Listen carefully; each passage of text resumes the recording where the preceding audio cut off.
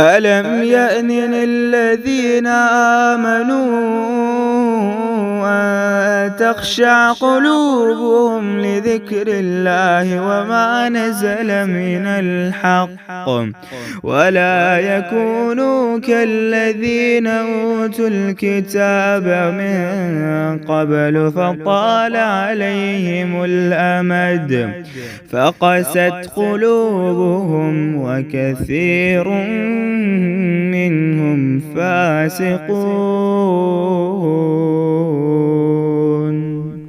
آیت 21 فرمان کا بجا لانا اور اچھی بات کا کہنا، پھر جب کام مقرر ہو جائے تو اگر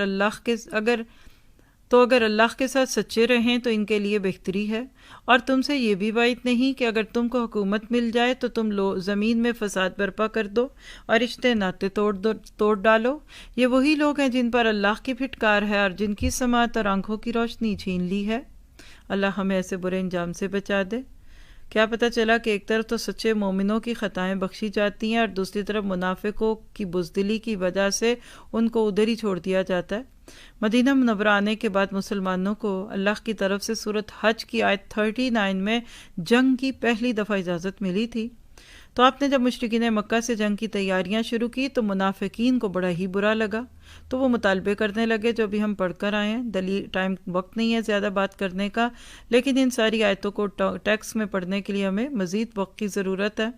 اور ایسے لوگوں کے لیے اللہ نے کہا کہ ان کو اللہ کے راستے کا کوئی تقاضا ایسے لگتا ہے جیسے موت کے وقت نزا کی حالت طاری ہو جائے، بزدلی طاری جاری ہو جاتی ہے۔ منافق کو جان بڑی پیاری ہوتی ہے اور مال بڑا پیارا ہوتا ہے، تو وہ دین کے تقاضوں پہ خود کو بالکل بے بس محسوس کر رہا ہوتا ہے۔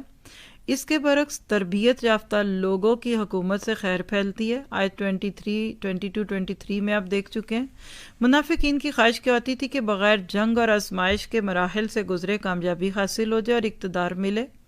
اللہ اپنے نبی کی غیب سے مدد فرمائے، کافروں کو نیست نابود کر دے اور مسلمانوں کو فتح حاصل ہو، تو اللہ نے خوش فہمیاں دور کر دی، ایسا نہیں ہوگا۔ آزمائشوں کی بھٹی سے گزارے بغیر اللہ دنیا میں اسلام کو نافذ نہیں کرتا۔ جہاں فساد ہوگا، جیسے آگ لگا کر جگہوں کو جلایا جاتا ہے نا، گندگی کو، ٹریش کو، تو اللہ تعالیٰ ایسے ہی مختلف مراحل سے گزارتا ہے جو نفاق والے دل کو اچھا نہیں لگتا۔ اس کے برعکس مومن کی تو یہ غذا ہوتی ہے، وہ تو ایسے وقتوں پہ مسکرا رہا ہوتا ہے کہ اللہ ایک اور موقع لے آیا جس میں میں محنت کروں اور جس میں میں اپنا حصہ ڈال دوں۔ تو لہٰذا اب آگے آیت 24 میں قرآن پر تدبر سے منافقت ختم ہو جاتی ہے۔ یہ مضمون سنیے، بڑی پیاری آیت ہے۔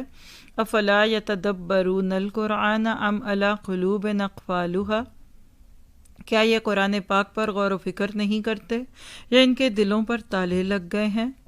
یہ ہے جی القلب المقفل، قفل والا تالا، حق ناشناس دل کا یہ دوسرا نام ہے، جس کو حق کی پہچان ہی نہ ہو۔ قرآن پاک کے احکامات پہ غور و فکر نہ کرنا اور قرآن کے معنی اور مطالب ایسے لوگوں کے دل میں نہیں اترتے۔ دعا کر لیتے ہیں کہ اللہ ہمیں ایسے لوگوں میں نہ شامل کرے۔ قرآن تو شفاء لما فی الصدور ہے، پیچھے پڑھ کر آئے ہیں آپ سورہ یونس کی آیت 57-58 میں، تو یہاں کیا پتہ چلا کہ وہ لوگ دل کے بیمار ہی رہیں گے جو قرآن پہ غور و فکر نہیں